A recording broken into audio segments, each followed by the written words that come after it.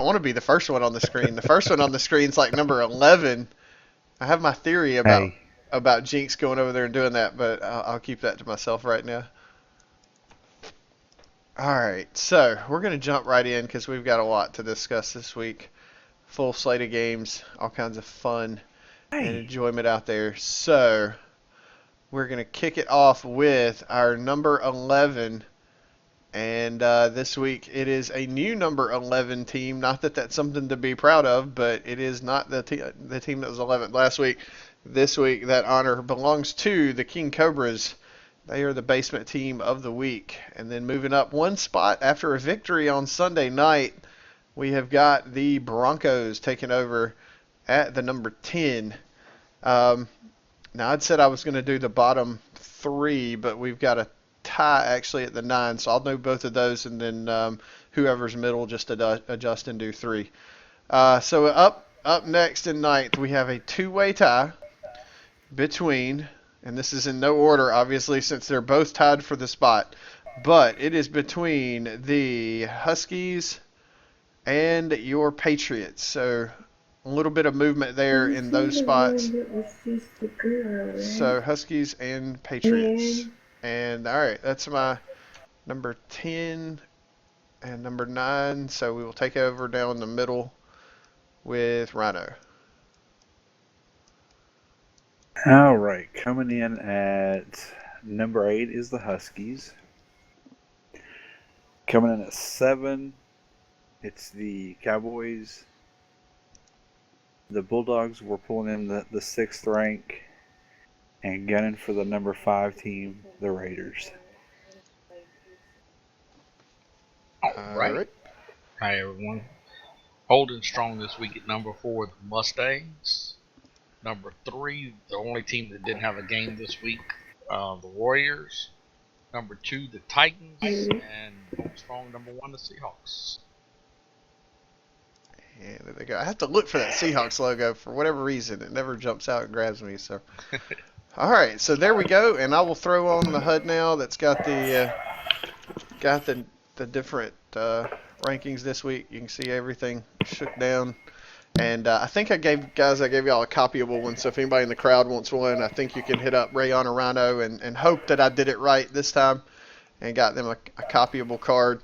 If not, just turn on the stream and then you can see the ranking there and how we broke it everything I apart really and want those things to picked them come up on. from there. So there you go, you got it. And Mine is no copy.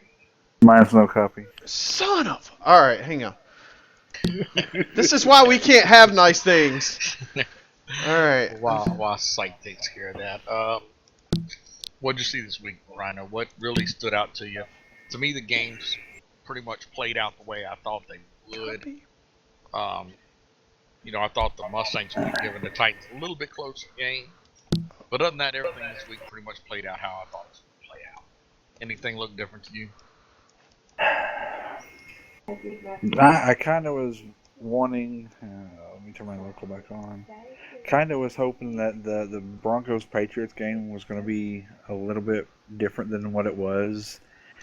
But, I mean, everybody knows the go-to on that team's Tupac, and you put 3-4 guys on him, he's good, but he's not going to get the ball with 3 or 4 guys covering him.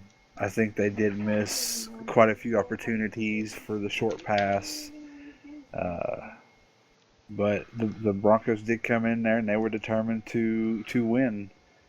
And congratulations to the Broncos for getting their first game win. Yeah, congratulations to all in the Broncos. We now have no team with a goose egg this year. Everybody's got to win. I'm noticing I'm the only one that didn't move the Broncos up. I mean, it's one game. Look, man, on the flip side of that, I'm over here exploding them all the way up to number 8. Yeah. Dude, let me tell you, I've been like, because I mean, when this team, they kind of like merged and Cash came in early on, I was like, this team right here is going to be fun to watch this season. This is going to be cool. It's going to be neat. And they fizzled. So, yeah, on the flip side of what you're saying, one win, and I'm like, Broncos! So, Yeah, when you said you had made an adjustment and kind of bumped them up when we were talking earlier, I was thinking maybe one spot, but three. Yeah. well, I What mean, did you look, have to drink or smoke before I, you did yours? I tell you what. I didn't feel like the game was close at all. I was telling Rayon too. Oh God, you know what? I'm gonna just throw this out there. Y'all missed a couple out of bounds passes that were like wow over there. So I'm like, okay, the Broncos really did a lot better than what the score showed. At least I felt like. So I do think that they've gotten they finally got a core, and when that group shows up, I think that's their most talented group. So yeah, I do think. I mean, even at number 8. I know that's a lot, but I'm really only saying that they beat the last 3 teams. Yeah. I think they beat the Huskies, the Cobras, and the Patriots the way they played last night. So that's why I kind of bumped them up, and it was fun to get them out of the basement. Man, I know that they're still gunning and trying over there, and so I took advantage of the moment and just threw them right up there. They're still in playoff contention. Yeah, I mean, I think everybody is over there, especially with this win, because I mean they've got to do that, and I don't know if they've played That's yet. a conference win, so. Yeah, but if they haven't played yet and they have to play again, if they can sweep that series, that'd be huge. Now, with me, and it's just all honesty, the Cobras, the Huskies, the Broncos, and the Pats to me are all interchangeable right now. Yeah. You could have come in here and told me, hey, I've got the Pats at number 11 and the Broncos at 8, or I've got the Cobras at number 11 and the Huskies at number 8, and those 4 wouldn't have really mattered to me. It's interchangeable. And with me 1 and 2, Seahawks and Titans, we pretty much. And this isn't being cocky. I think we've sewed up our spots. The fight is going to come with the middle teams down the stretch. That's where you're going to see the good games. The Bulldogs and Raiders is going to be an awesome game. It's a fight. It's part of the class. I think watching the middle teams, you're really going to see a lot of good games. Yes. Hey, Rhino, I think I'm picking up another voice in your mic. I don't know if you've got it auto turned on.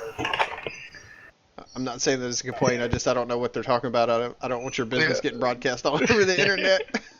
Yeah, it's about something else. I got it though. The result of your clinic test came in today. Right. Yeah.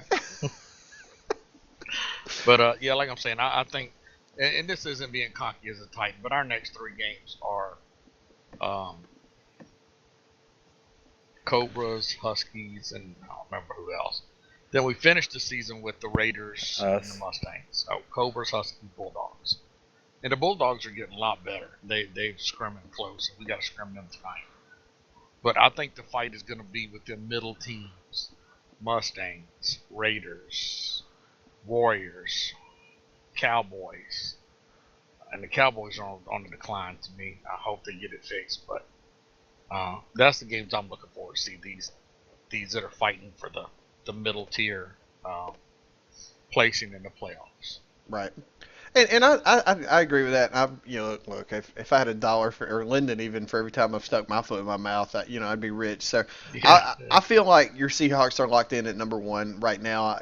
Barring some kind of major upset, I feel like you guys are locked in at number 2. I don't think that either of you teams at this point face a real threat as far as knocking you off as the number 1 seed for your respective conferences. I hate to say that. The competitive fire in me says, well, we got one more shot, and, you better believe I'm going to come at you with everything I got. But, I mean, you've got the first of the 2 matchups. So, I mean, that's going to go a long way. That's huge. We not only would have to beat y'all, but then it's like we'd have to beat y'all by a worse margin than what we were beat, to chip away at some of that. So that's why I feel like, even if I believe that we are the number 2, and I think that we will be, but, it's a lot. It's a hill to climb. After y'all hung the 38-3 on us, I think. So that's why I say that you 1 and 2, y'all are pretty well locked in. I feel like the Warriors over there are head and shoulders the number 2, even if they're like the Seahawks are head and shoulders the number 1 over them. I feel like that 1 and 2 over there is pretty strong. I don't, even though I'm saying I feel like that the Mustangs are the number 2 over on our side. I don't think that it's as strong of a lead over the 3 and 4. I think that 2, 3, and 4 over on our side is going to be a dogfight, the rest of the way.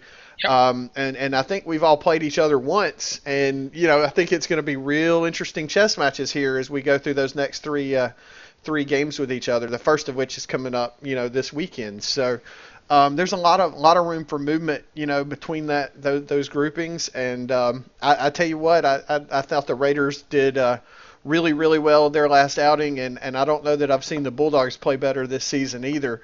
Than their last game. So, both teams are coming in at the right time to just see an epic match that really will affect the power rankings for the following week.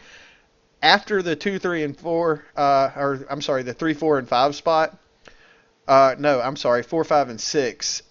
Because of like what you were saying with the Cowboys, maybe being even a little bit of decline, I think 7 through really 11 could be a coin flip on any given day.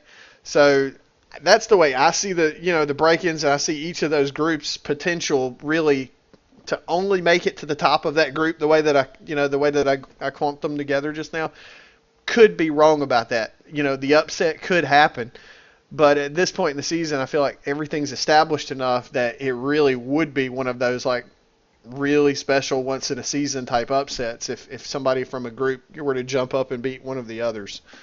So yeah, that's kind of neat. Yeah, I kind of agree. I think the other side, right now, the Warriors, the gap between the Warriors and the rest of their conference is pretty big. But on the same hand, the gap between the Seahawks and the Warriors is pretty big right now, in my opinion. Yeah. I'd like to see it, play itself out, but that's a pretty big gap as well. Yeah, absolutely. And I know the Warriors and Seahawks play again, so you'll have that matchup one more time, to get a feel as we head into the playoffs. But right now, I think the overwhelming championship game favorites are probably Titans and Seahawks. So it'll be up to any of the other teams to really jump up and pull the upset to change that dynamic. But here we are with 4 or 5 weeks left at most in the regular season, and things are kind of starting to take shape, and it has a feel. Anything that's the real tragedy, I guess, with the Bucks, dissolving, is that you had that other team that really that whole division was a mystery, with them there, especially with them taking game one. So I hate to see the team, any team go, but like that one just, you felt like that really just kind of paved the way for the rest of for everything to work its way out. So everybody will just deal with that as best we can and move on. But there's still a lot of good matches coming up. A lot of good matches coming up. Into the season stuff that's going to make playoff seeding difference. And I'm waiting to see the strategy coming in. For an example, 1 plays 4, 2 plays 3. Right. For instance, you're saying, you think the Mustangs are locked in at number 2. That leaves Raiders, Bulldogs playing for 3 and 4. Well, if you're the 4th seed, you play the Titans. If you're the 3rd seed, you play the Mustangs. Look and see who's getting picky about who they want to play. Right. Are they, not going to say throwing a game, but are they kind of laying down a game because they don't want to be this, or they don't want to be that, or they playing their heart out because they don't want to play them?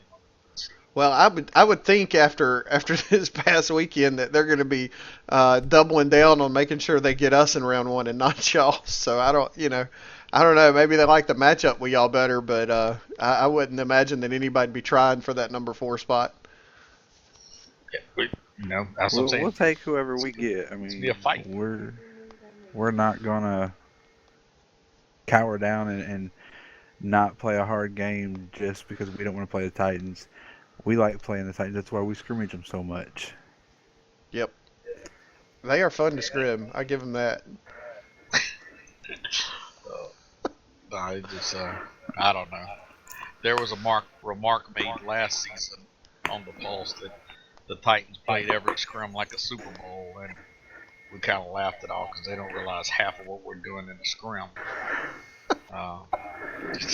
Was that me? I don't know. No, I think it was actually Dre. Oh, okay. Dre made the remark that we play every scrum like a Super Bowl. Now, we're compassionate. We do get upset. Not going to mention that the touchdown that Rhino gave us in the game against y'all over the weekend, He didn't give us in the scrim against them last week. Well, But it's fighting until you it say just house takes, broken. you know. And you know I, When we're scrimming the Bulldogs, that wasn't a touchdown. No. right. But when we're scrimming y'all, it was a touchdown. Well, that's something too, and I don't know. I would love to see that addressed. To me, there's a difference in the way that the rule is written. The call is correct, but most people, when you talk to, they understand the difference of like pushing forward before you're on the ground tackling, and like once you're on the ground and then you just slide forward, like Yeah, you the know. on the ground and slide is not a touchdown. Right, There has to be upright with the ball in his hands across his body. and see, that's what we all felt like the one this weekend with Ray. I think y'all's first one. We're like, oh come on, he was on the ground sliding. So I hadn't watched the replay or anything, but that is the belief. Well, I'm Looks going like to say looks this. like we're being invaded. I was gonna say we're in the middle of the Yes. dog Looks like pound here or something. We watched that replay probably 6 times before we made a final call on it. And at the review, Ray was upright when he went across. Okay. Well, that's fair. I mean, like I said, I didn't have a replay. I wasn't even on that side of the field. I just know everyone's like, oh come on, he slid. So, We would have scored on the next one. oh, I'm sure the way y'all were pushing our defensive line around, it didn't matter.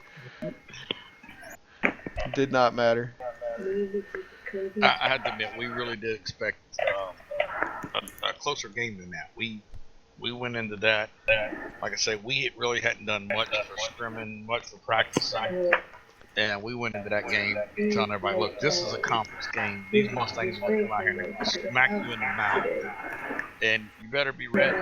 And it was just one of them days that the run game works. And when the run game works for us, it sets up a lot. And that's what it was. The run game was just working.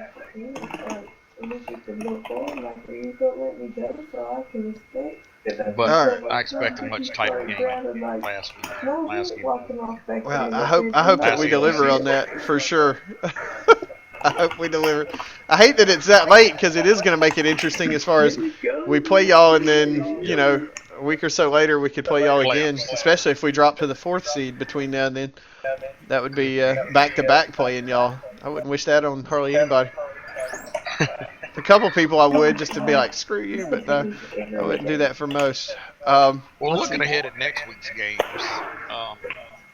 Titans, Cobras. Sorry, Cobras, ahead of time. I apologize. Bulldogs, Raiders, gonna be a good game. Mustangs, Huskies. I see the Mustangs taking out some frustration. I hope so. Seahawks, Broncos. It is what it is. Now I will predict. I'm even gonna pick the score. I'm gonna say the Cowboys are gonna beat the Bucks, 56-0. Oh, there you go. I'll put that out there now. You're betting on that one. Yeah, and then you got the Warriors and Patriots. That's another one that is what it is. The only really good game I see this week is Bulldog Raiders. I was gonna say that is gonna be the marquee. And what night of the week is that?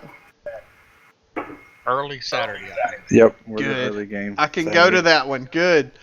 I'm tied up. I'm tied up in real life Sunday, so I didn't want to miss that one. But yeah, that should be a good one. And I hate going back to we were talking about the Broncos earlier. What a crappy time as far as your momentum goes to draw your next game. Right. They're like, come on, man. Can't we just go straight to the Week 14 schedule? Have we got to do this next one?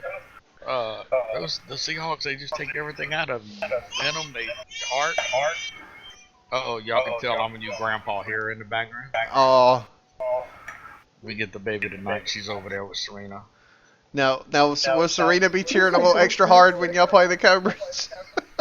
No, Serena, she really liked her Cobras team. She did. She just, her comment was there's more drama with players than there ever was with cheerleaders. You know, I tend to believe that. I do. Yeah. You said with cheer, you show up, you do your routine, you move on. Just hope somebody ain't trying to get your man. With players, everything else is just out there. So, Yeah. Well, no, that's not family oriented. I probably should share that story on this show. Oh, Anyway, man. other than that, like I say, the week fell out like I thought it was going to fall out. I got a feeling I could pretty much run down this week's schedule and pick the winners. You know, of every game other than the Bulldog Raider game. But you know, it's coming down to the home stretch. We'll see how it works out. Yeah, it should be good. And I tell you what, the intriguing part about the Raiders right now is the amount of people that they picked up, you know, within the last week or so before the trade deadline.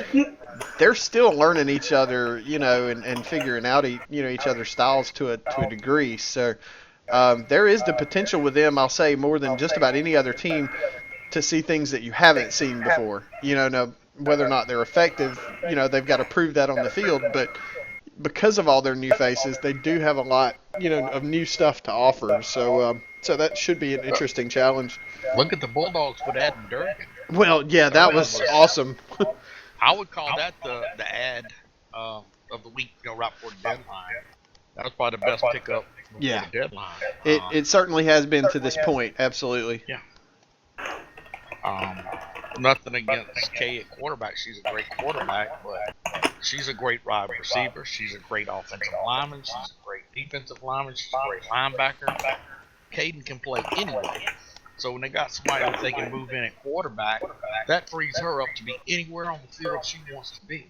And she makes a difference anywhere she is on the field. Yeah, that was a real nice wrinkle, and I pointed out too, and it was a huge compliment that, you know, we had earlier when Cash was active, the Broncos with their, you know, 1 and 2 quarterbacks system, but I mean with the Bulldogs, at least, you know, this week's game, it was like quarterback 1A and 1B. There was no difference, you know, whenever somebody just stepped right in and took over. You know, there wasn't like that drop in skill that you see a lot of times with the team's second string or, you know, not starter or whatever, but that was pretty impressive to me. Well, I think that's where we kind of benefit too. We had Ray Robert in the first half, and you know, there's no drop in talent between Ray and Troy. Troy, to be honest with you, is probably the best receiver we got on our team. We do these 50-50 competitions every couple of weeks, and Troy usually wins the 50-50s. So, you know, we came into the game with y'all with Ray Robert, and, you know, there was no doubt. We were just as confident with Ray Robert.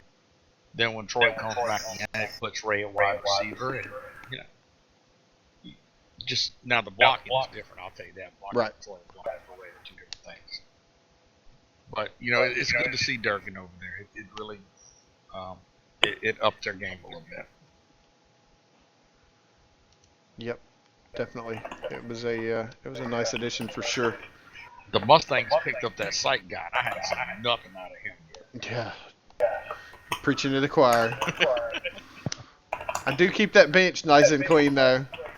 No, here's a funny story for y'all. Everybody knows the Seahawks waxed our ass. And we're Hang on. Can I interject something real quick? What's that? If you hadn't said that quote directly and you just read that in print, you could put any team in the leagues, you know, that still hears name behind it and it'd be believable. Yeah. All right, go ahead. Sorry. Well, we were all 16. a couple weeks after we're discussing, What are you at? you know, what happened with the Seahawks, you know, where we messed up, where we done this, and Dakota Took chimed me up 2 right hours in the middle of and the 50 minutes. right in the middle of the conversation, and Coda said, "Y'all might have sucked, but I held that goddamn bitch down. It did not move." And that just broke the conversation right there. We're like, okay, we're good. That's funny stuff. Now, all right. So how about this? All right, now this is just one of those random questions, especially when you talk about the mic up there. What is the funniest thing that you've seen happen this season on the field? Is it like an inadvertent mic up or something? Just, you know, a player don't realize they're broadcasted or whatever. I would still have to say the game that Tour kicked it out on a kickoff. Backwards, yeah. Kicked it backwards. Yeah, that's what I was thinking. And for whatever reason, I mean, because I don't understand it, because he was running forward. I think he turned just a hair at the end when he hit the ball, and it went backwards. I was like, what? Wait, stop the clock. Yeah, that was one that was coming to mind. I gotcha. Some of Tor's cadences were pretty good too. Yeah, he had a way with those for sure. I mean, it just goes back to what we've said all along. The loss of the Bulldogs team, um, you know, as it is a bad loss to the league. Tor was great. Yes, a loss of the Bucks. Yeah, the Yeah. Bucks. She said Bulldogs, the Bucks. Bucks. I'm sorry. Tor was one of those that was great for the league. He was funny. He was honest. You know, it is what it is. Hate to see him go. Yeah, I definitely miss seeing him around. That was one of my closer friends in the league for sure. So it's a good guy. I do keep in touch regularly still, but yeah, it's not the same without him out there blasting people Or on there. standing in here, Right. Yeah. smack. Yeah, Right. I need to here find you talks- to make some more bets. I hear you. I So, hear you. Tor, if you hear me, I want to make another bet. Well, there you go. All right, Tor. So you got to come back and visit somebody that's here and get that to him, or I'll shoot him that and let him know. Stop by. He's not exiled. This isn't Gore. We haven't Right. exiled him. Wow. He hasn't been shunned. It hasn't been shunned. But, you know, it's all good. But, you know, like I said, looking ahead, I don't see much to talk about this week for next week's games. I'm sorry if I offend teams, but we told you ahead of time we was going to be honest, and I really just see mostly blowouts this week other than one game. Yeah. I mean, you get to the point where you can't like insult somebody's intelligence just for the sake of, not hurting somebody else's feelings. So, but I don't think we've ever taken a shot that was like cruel. I mean, we've called it like it was, but Now, I'll tell you what, week 14, the following week, Friday night, Seahawks and Warriors. Seahawks and who? Warriors. Yeah, that'll be a fun one. Yeah. That will definitely be a fun one. But the schedule's winding down. I mean, we're going to have a week 18 because there's a couple teams that hadn't rescheduled. Right. But, it's winding down. We're getting close to playoffs. Yep, it'll be here before you know it. And then, What's y'all's opinion on the field in the sky? How's it feel to y'all? Smooth? Lagging? From the player side, I really like it. From the media side, it's killing me, but yeah. Yeah, I mean, player-wise, there's not as many problems, but I mean, like I said earlier, we got a lot of fans that are wanting to know what's going on because they can't see it doesn't shout The loud chat. enough for them anymore to be able to see what's actually going on. They have to rely on the comments of the commentator and stuff. Yeah, and according to my teammate, Gabe, the commentators don't know anybody's names. Right, and that's the thing too. They'd have to be camming every play to stay on top of it, and like the difficulty even as a streamer is that you want the name tags off because everybody's like, well, you can't see half the game if you got the tags on, so it's rough. I don't know if I missed any the other night. I usually The exact comment that come from our guy Gabe was that the commentators need to learn how to read Braille because they were blind. They called him 3 different names. Oh, that's good stuff. That is good stuff. I don't remember who was it for our game. I hadn't even gone back and I watched. don't remember that. Matt Asadar. Matt dropping names. I'll get him about that Thursday. Look, hey, y'all all come down to the Pulse Thursday night and be like, hi, we'd like to introduce ourselves since you obviously have no clue who we are. Yeah, just all night when you're talking on the Pulse, refer to Matt as Tom Box for us, and we'll be happy. Oh God, I don't. Look, can I refer to him as anybody else? I don't know that I'd wish Tom on anybody. But Oh, he can be Tor for that night. yeah. There you go. But I know we just got a lot of BS going on. But if you had to look at next week's schedule and see one possible upset, do you see it? You know, Unfortunately, I I don't. Yeah, I don't know that any of the games would be an up because the ones that we're all thinking about, I don't think are going to go the opposite way. So in that degree, yeah, there are several teams that could pull one.